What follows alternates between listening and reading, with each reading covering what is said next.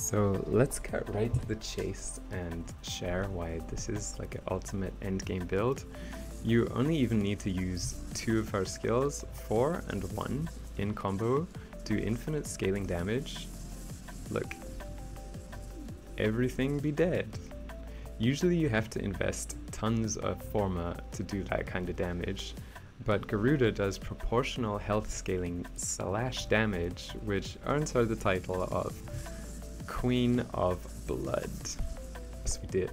1140% more armor. So we have 10 times the armor from this Mecha Empowered set and our dog. Just crazy. Like I said, our dog has also given us stealth. Because Garuda has infinite energy and with this setup, like infinite health, we're getting 4 pets. What the hell? Duplex Bond is giving us like a lot of extra dogs, right? Hi everyone. Today I am sharing with you one of my favorite builds. It's Garuda. Yeah, she is just incredibly tanky, does amazing damage, has invincibility frames, versatile. Let's go. Let's go for a solo mission to a pretty tough place, like Steel Path, Circulus. Can also go Void Cascade with ease with this Unairu build. In the rare event that you do go down, your operator self-resurrects you with shield stripping, with armor stripping, and you just fire a few glaives and kaboom. Just like this. Watch their armor, yeah? Stripped, fire a glaive, lol. Okay, 2 glaives, and look how much ammo we have left, right? That's the operator power. And let's actually see like how strong Garuda is. I'm using Venka Prime because they're the closest things to her talons. Unfortunately, you can't put melee arcanes onto her talons, so yeah, they need an update. And within seconds we're into orange crits, and within a few more seconds we'll be into red crits. And her 1 grants us complete untouchability from in front. Just absorb every single shot. There's also an augment, which if you kill an enemy that's kind of on low HP, on like less than half, less than 40%, you're actually immortal for 8 seconds. But close immortality, to me, I find more fun with some invincibility frames thrown in. And look at this, red crits. Now, I've been slacking on the damage, but now look at that, 61 million damage, 7 million. To armored targets as well. All the while, we have insane survival. Let's armor strip them actually, and then do a TennoCreate heavy. 10 million. AoE. Yeah, this build is the shit. Shield strip, armor strip, like I said, and just insane damage. If you ever come up against something like a Necromech, what you can also do is use her 4 and everything's bleeding. Every single attack you do after you use her 4 will inflict a slash proc. So let's say you attack, 10 times in 10 seconds. That's 10 slash procs on top of whatever else you were doing anyway. But as we all know, Volt exists, and we're attacking more like 20 times a second anyway, so you do the maths, like 40, 50 slash procs for every target that's attacking. It's just nuts. It's really crazy. There's also a really nice augment, which basically makes you instantly cast her 4th ability and hit targets that are behind you. 65 mil crit there. Sick. It's just a lot of fun. Alright, so that was the like melee portion of it.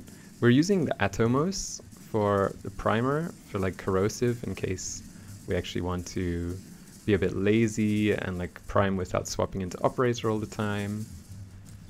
And just chill, hang back a bit. And then also like kaboom, Atomos and Carnon, really fun. Whole screen is just full of damage numbers. What I also really like is this, the Nagantaka with Garuda. Really fun headshots.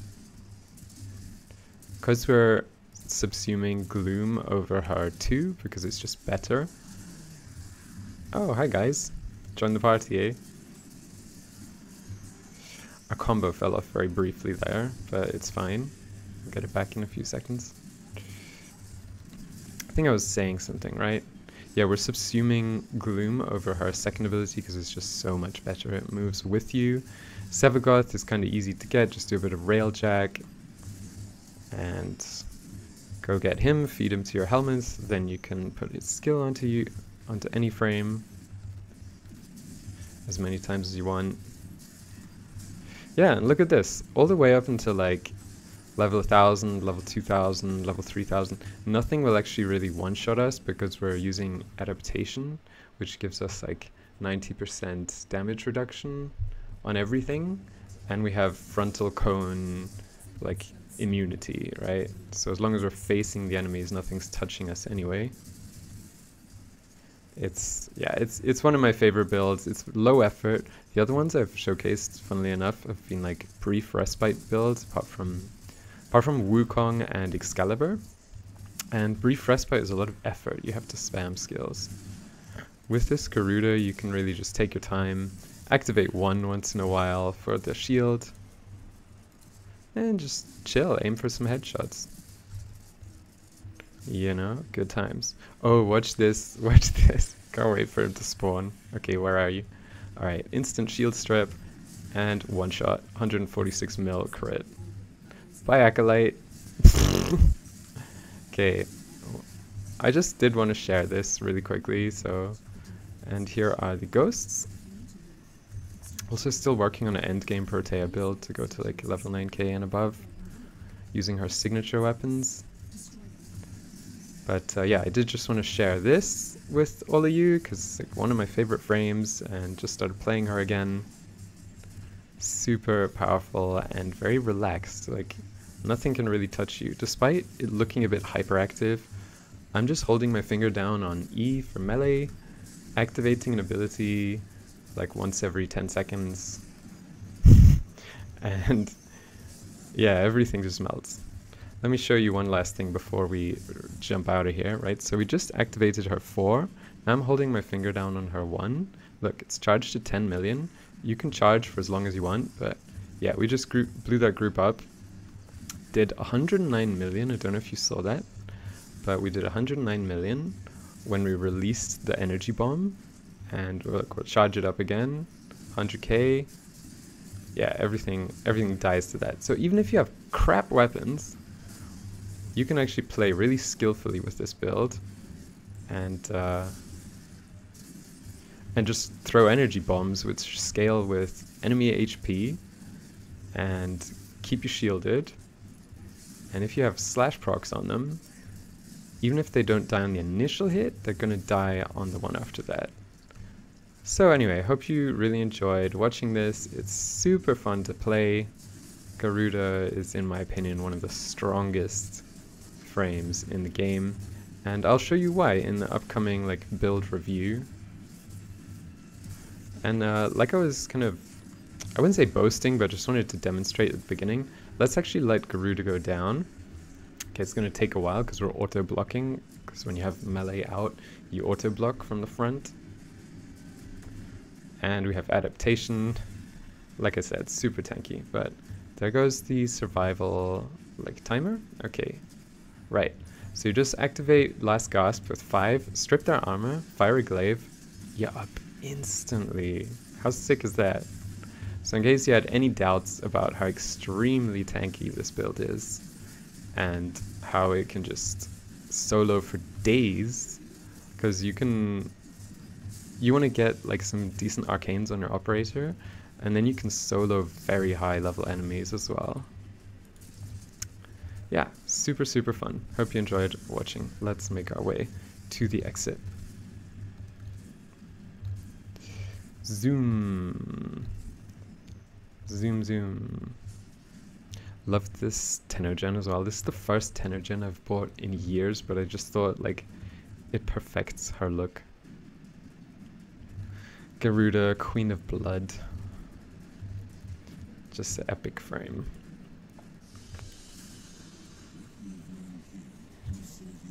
Hyped. And Paragale. Hey, if you don't have it, get it. It's a good little sniper, actually. It's quite underrated, I have to say.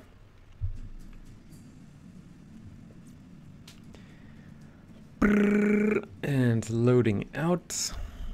Zoom, zoom, zoom. Okay, back in our spaceship.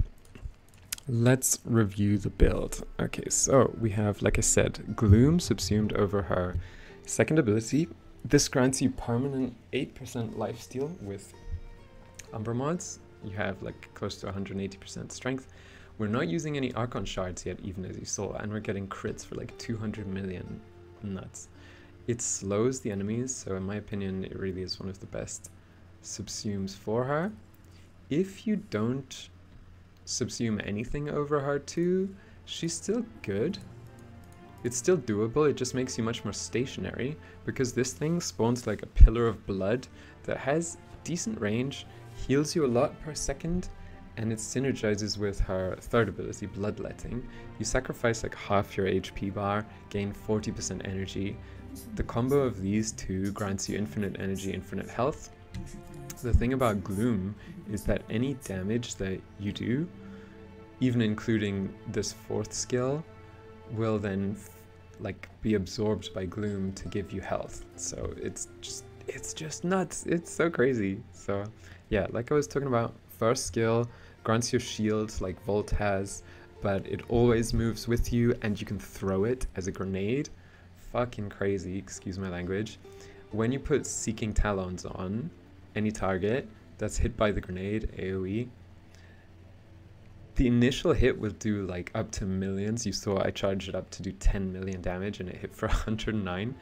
If that doesn't kill the entire group, the forced slash procs on Seeking Talons absolutely will. So yeah, this is the first build.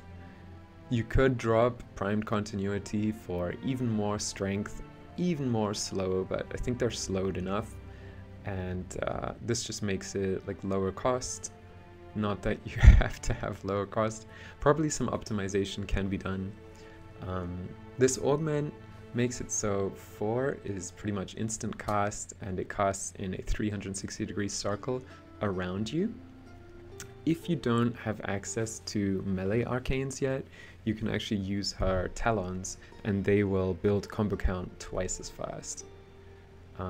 Archon Flow can be swapped for Primed Flow. I just didn't level mine all the way yet to have like the option of lower forma investment.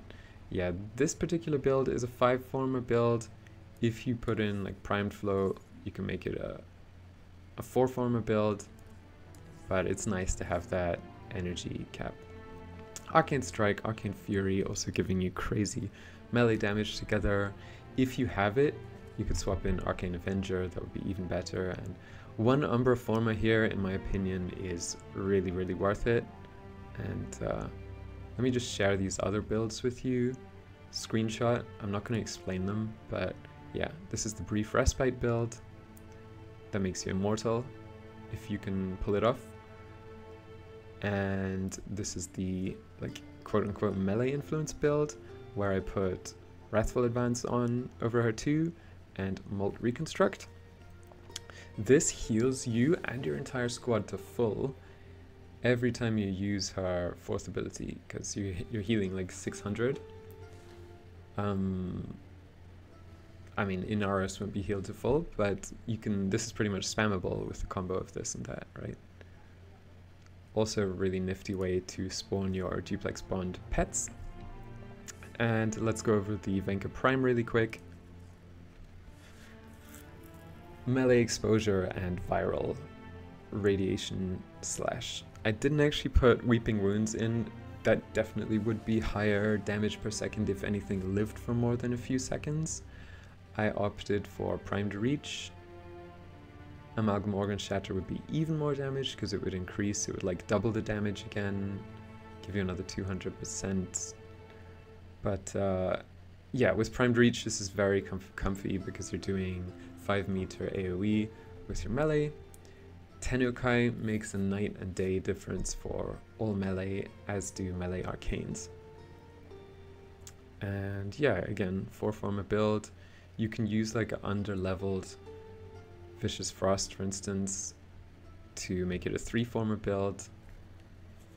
Or True Steel would also make it like a 2 or 3-former build. Really, really good. The maximum combo multiplier increases the amount of buff that this grants you as well. So an extra 40% from these two. Really need to max out my blood rush. God, such a slacker, I know. And here's Unairu and why it's so insanely good. Magnetic Flare cancels AoE, cancels shield, and Caustic Strike cancels all enemy armor. You get some armor for both your Warframe and your Operator, and this is what I mean by invulnerable, right? And just any frame that picks this focus school becomes like the king or queen of survival. So if your Operator goes down, your Warframe is invulnerable for 4 seconds. And during that time, you can armor strip and launch some discs, kill all the enemies. You just never go down. If you do go down, kill 3 enemies or 1 eximus or like 1 ghost, and you res yourself. During the 15 seconds you're running around as Operator, or hopefully in void mode because you're invulnerable there, unless you're shooting, what you also get is like, I think 500%, up to a total of 500% more Operator damage. So absolutely sick. Yeah, and that just about covers it. I really won't comment on these builds at all because they're just stuff to look at. That's what I had here, just rolled it today. Very cheap. No one uses this crossbow, although it's very, very good. And this is the Atomos build. You want secondary dexterity on both of these. And this is the revenant I rolled. So one of the reasons Nagantaka is sick with Garuda is this third build that I've been trying out. Almost as good as the one I just showed you, I'd say. When you have a full set of Mecha Empowered, it spreads every 15 seconds. It spreads all your status of one enemy you're attacking to all enemies within 30 meters. You have to have a Kubra companion, and I kind of prefer cats, especially for grinding, and I will show you why right now. So this little buff here, every 27 seconds your cat casts a buff on you, and it has a chance to double the resources that you get if you didn't already know. And Tenacious Bond you can put on almost any